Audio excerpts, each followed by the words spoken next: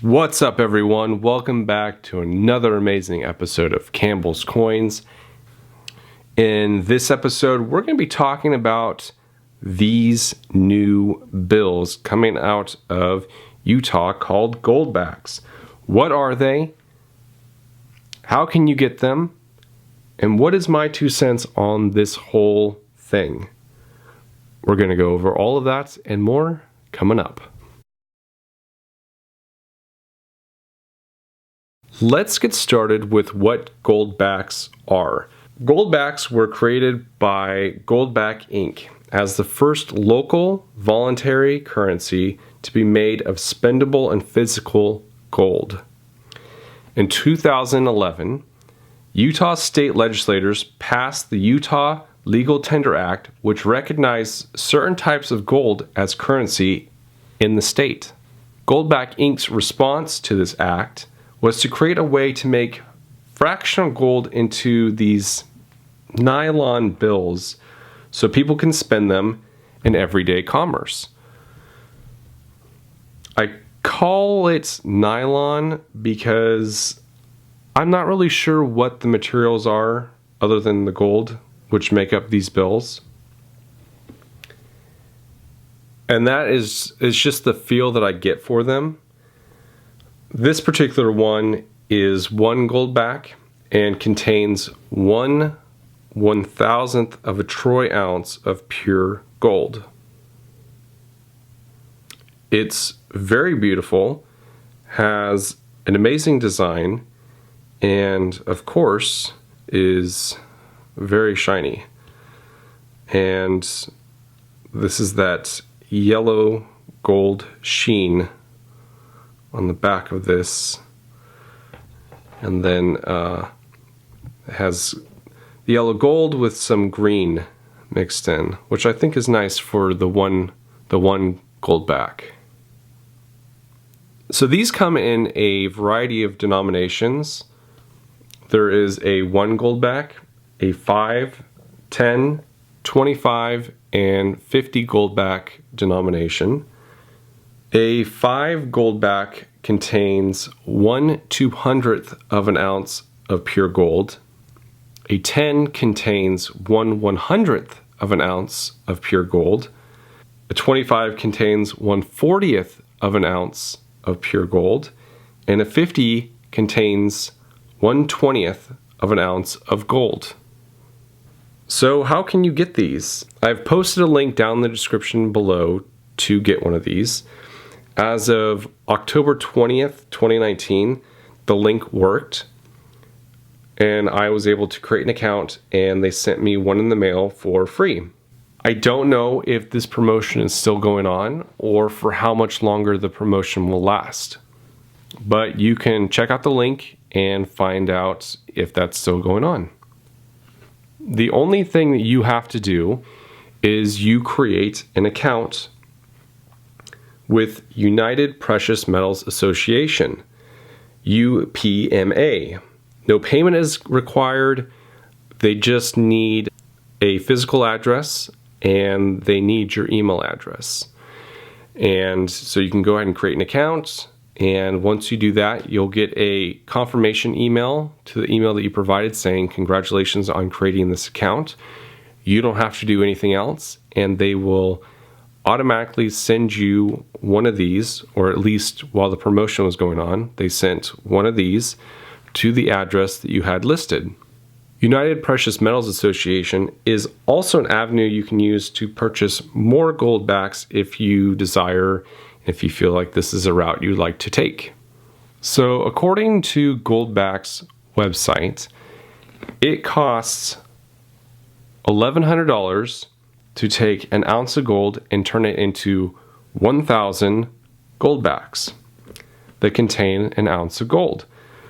Doesn't matter the denomination, since 1 goldback is 1/1000th of an ounce of pure gold. It costs $1,100 on top of the price of an ounce of gold to make 1,000 goldbacks. 1,000 goldbacks is 1 ounce of gold. So if gold is at $1,500 an ounce, and it cost them $1,100 to make 1,000 goldbacks, the cost would be $2,600 for 1,000 goldbacks. That's roughly $2,600 an ounce. Because the price of gold is fluid, the price of goldbacks are therefore fluid. Currently, the exchange rate of one goldback is $2.60. Remember, $2,600 to make 1,000 goldbacks. You divide $2,600 divided by 1,000 and you get 2.6. That's $2.6 to make or to buy one goldback. What is interesting about the goldbacks is it's the first currency that fluctuates with the price of gold. If you were to look at the $20 or $50 or $100 bills that were back in the 50s, 40s, all the way back that were backed by gold, those remain static. Those were, if you had a $20, the $20 would still be worth $20. It didn't fluctuate with the price of gold. And a big part of that is because the US government kept gold at a static rate. I think it was $35 an ounce. The price of gold wasn't fluctuating at all with any markets. It was just $35 an ounce. So getting back to this, if the price of gold rises, the price of a goldback also goes up, and vice versa. If gold goes down, the price of getting one of these goes down. So if you wanted to buy, let's say, a 50 goldback bill, or any combination of bills to equal 50, that would cost you $130. And that would equal 1/20th of an ounce of pure gold. And you can easily get this price by taking the price of one goldback and multiplying it by the number of goldbacks wanted. So if you wanted 100 goldbacks, that's $260. You can kind of see where I'm going. If you wanted a 10, that would cost you $26. Conversely, if you bought a gold bar or a gold coin of similar weight, it would cost you less because there's no huge cost associated with trying to create one of these coins or a pure gold bar as there is with creating one of these goldbacks. For instance, this one here. This is a 2.5 peso that I won in a contest recently. And this contains roughly a little bit over a 1/20th of an ounce of gold. And I think the melt value is around $80. And you can buy these coins for $85, $90. This one happens to be a BU. So you're getting a little bit more than a 1/20th of an ounce of gold. I think it's 0.065 troy ounces of gold in here.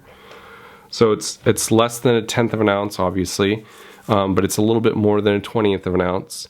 And you can still buy it for around $90. Let's just say 90. In order to get a 1/20th of an ounce of goldbacks, you'd have to spend $130. And that's at the current gold price level. Same thing with, let's say, a Chinese panda. A Chinese panda they have various weights. You can get a 1/20th of an ounce of Chinese panda for $90, $95. And both of these are still $45 cheaper than for buying actual gold coin or a gold bar than buying goldbacks. Which leads me to my 2 cents. The goldback is a gorgeous and innovative design that tackles the fiat currency problem. But I think it is not cost effective, and I'm really concerned about wear and tear. Gold is extremely soft, and wears down very easily. Lots of things happen to currency. I don't mind the idea of using goldback paper currency to save the precious metal. Paper currency is cheap to make, cheap to design, and it is easily replaceable and still can be backed by a country's or state's gold reserve. I get the whole reason for having physical gold as a currency versus paper, so please withhold the lecture. I'm just talking about from a standpoint of wear and tear. I'm worried about the diminishing supply.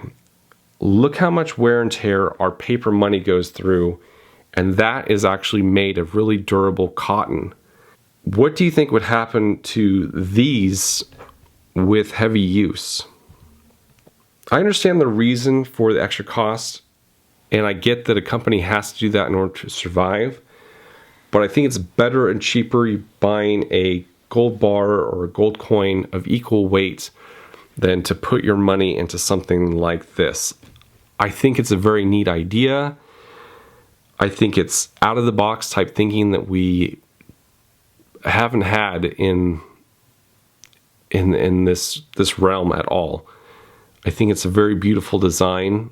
The $5, $10, $25, and $50 all have different designs. They're also different lengths, which is another concern for me. It's not all the same length, and I get why, because there's more gold to it. But at the same time, like, how long is your wallet if you are trying to store some of this?